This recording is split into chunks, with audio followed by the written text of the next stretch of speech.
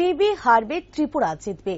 জাতীয় স্বাস্থ্য মিশন এবং স্বাস্থ্য পরিবার কল্যাণ দপ্তরের যৌথ উদ্যোগে বুধবার টিবি মুক্ত পঞ্চায়েত গড়ার লক্ষ্যে রাজ্য ভিত্তিক কর্মসূচির শুভ সূচনা হয়। এদিন আগরতলা রবীন্দ্র শতবার্ষিকী ভবনে টিবি মুক্ত ভারত গড়তে এক আলোচনা সভার আয়োজন করা হয়। উপস্থিত ছিলেন আগরতলা পৌর নিগমের মেয়র দীপক মজুমদার, ত্রিপুরা সরকারের মুখ্য সচিব জিতেন্দ্র কুমার সিনহা, স্বাস্থ্য সচিব ডাক্তার দেবাশিস বসু সহ অন্যান্যরা। মেয়র সহ অন্যান্য অতিথিরা একযোগে প্রদীপ প্রজ্বলন করে কর্মসূচির শুভ উদ্বোধন করেন।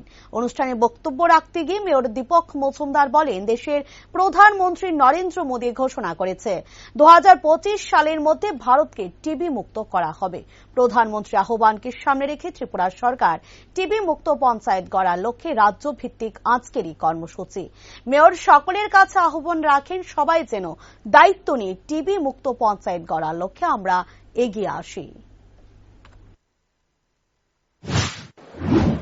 এই কর্মসূচি আমাদের প্রধানমন্ত্রী গ্রহণ করেছেন, উনি নির্দেশ দিয়েছেন, আমার রাজ্যে আমাদের সরকার এটা গ্রহণ করেছে যে টিবি মুক্ত ভারত এবং টিবি মুক্ত ত্রিপুরা। এটা করতে গেলে এখানে প্রারম্ভিক বক্তব্যে বিস্তারে বলেছেন, এর বেশি আমার জানাও নেই, আমি আর বেশি জানিও না, কিন্তু বলতে পারি যে এটাতে আমাদের পঞ্চায়েত স্তর থেকে যাতে এটাকে জন আন্দোলনের মাধ্যমে এটাকে প্রতিরোধ করা, ব্যাপারে সতর্ক করা, সচেতন হওয়া এবং প্রয়োজনীয় স্বাস্থ্যবিধি মেনে চলা।